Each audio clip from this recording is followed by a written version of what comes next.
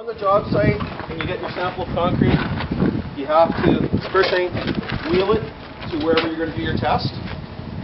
Remix your concrete. And it's not suitable just to go like this to remix it. You have to actually take your shovel, mix it around really good. That. And then stick your thermometer in right away. Make sure it's not right on the edge of the wheelbarrow. 6-inch insertion into the concrete. You have to have it in the concrete for a minimum of 2 minutes to get a read. Then you read that to the nearest half degree. Put your slump board in a spot where it doesn't rock. It can't rock. You might have to use sand to level it if you don't have a level spot on a job site. Preferably on concrete or asphalt because it's nice and flat. Take your sponge. Moisten the inside of your cone,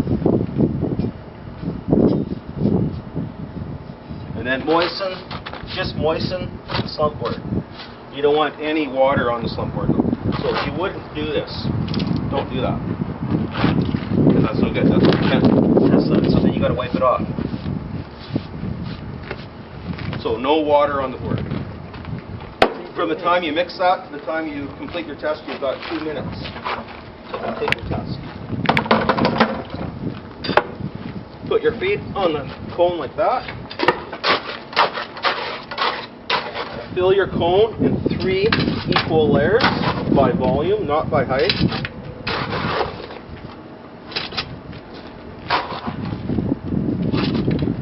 So I want to go down to the bottom of the slump board without hitting the bottom of the board, or hitting the board at all. So I'm measuring, right? So I made a mark on the outside of my cone, so I'm going to go that deep. I'm going to rod it that deep every time.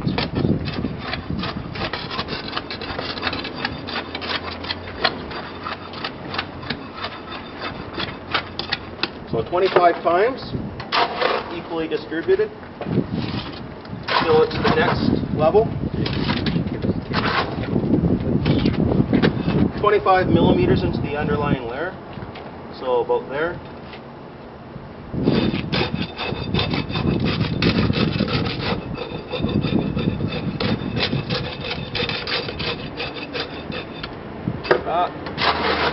And then fill it so that it's overflowing somewhat.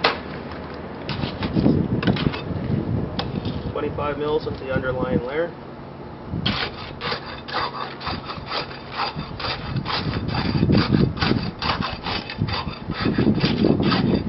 If it falls below the bottom of the, or the top of the cone, just top it up a little bit.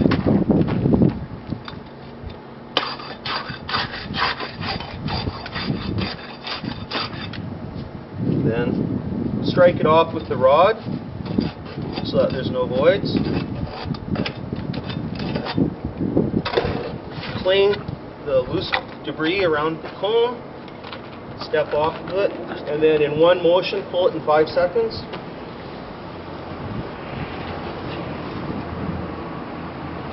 I'd rather see a slow pull than a short pull, so it's important.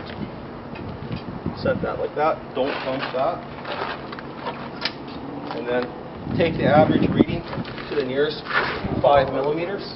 So you actually have to measure in 2 separate spots. You can't just take the middle. You actually have to take the one spot, take the other spot, say the slump, 40 millimeters to the nearest 5 millimeters, okay?